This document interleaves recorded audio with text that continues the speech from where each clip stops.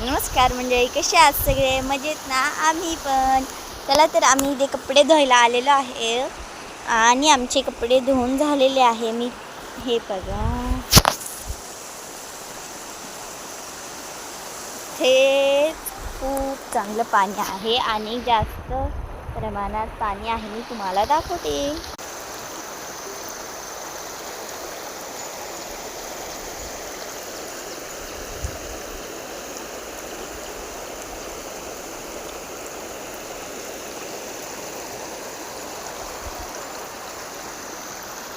बघा, इथे आहे मम्मी आणि मम्मीचं झालेलं आहे कपडे धुवून. मम्मी हाय करा, हाय.